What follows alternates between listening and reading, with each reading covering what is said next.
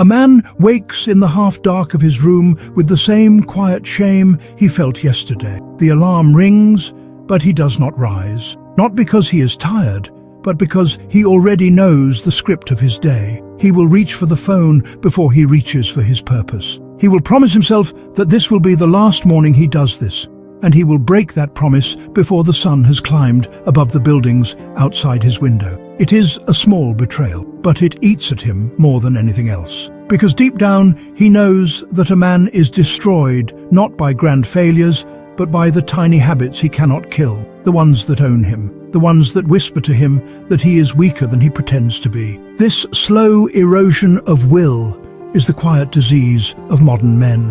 And every man who listens to this has felt it, the sense that you are haunted by a habit that refuses to die. You hide it, you rationalize it, you swear you will crush it tomorrow. Yet the cycle repeats until it becomes part of your identity. And a man who lets a habit define him is a man who has surrendered the battlefield before the fight even begins. But there is an older way, a harsh way, a way born from a culture that understood that discipline must feel like a blade against the throat of weakness. Japan forged this understanding in their warrior traditions. Samurai, monks, ascetics, craftsmen. They built rituals so severe that even thinking about them forces a man to confront what he truly fears. And among these disciplines, one stands out because it is deceptively simple, brutally honest, and merciless in its demand. It is called Kufu, not a rule, not a preset method, but a lifelong pursuit of mastery through relentless intentional correction. A discipline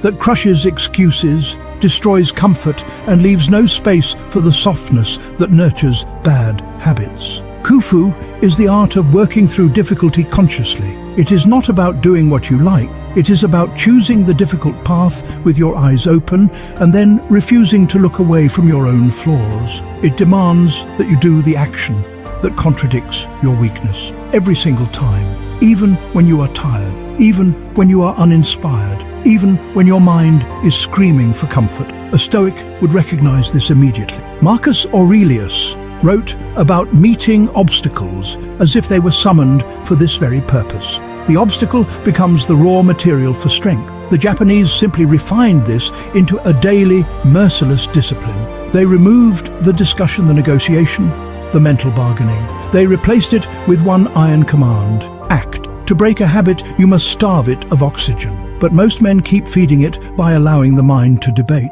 Should I quit now? Should I wait one more day? Should I take a small break? Should I search for better motivation? Every question is a knife in your own back. Kufu kills the questions. It leaves only the step that must be taken. There is a reason the old martial schools trained students by repeating the same strike thousands of times until their knuckles bled.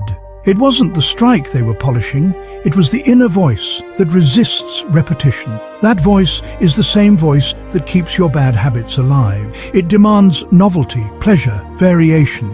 Kufu says no. Do the essential task until your identity bends around it, until the habit you want to build becomes a truth, and the habit you want to kill withers and dies from lack of attention. A man trying to break a bad habit faces one unspoken enemy: the moment before action. That moment is poison. In that moment, the mind is free to whisper lies. You worked hard today. Take it easy. You deserve comfort. You can try again tomorrow. You have time. Every lie makes you weaker. Every negotiation with your own vice trains your mind to seek escape. And soon you are not choosing the habit. The habit is choosing you. Kufu intercepts that moment. It removes the pause. You feel the urge to indulge in the old pattern. And instead of thinking, you act in the opposite direction. You replace paralysis with motion. You replace craving with discipline. You replace habit with intention. But here is the truth most men avoid hearing. You cannot break a habit by distracting yourself from it. You break it by facing the discomfort you have spent years avoiding. You break it by stepping into the cold river of your own untrained mind. In Japan, cold water misogi was a purification ritual, not because the water was magical, but because stepping into that freezing torrent demanded absolute presence. There was no room for excuses, there was no room for weakness, only breath, awareness, and the will to stay where your fear told you to run. Breaking a habit demands the same thing. Stay in the tension. Stay in the craving. Stay in the discomfort without giving it what it wants. Most men flee from that feeling.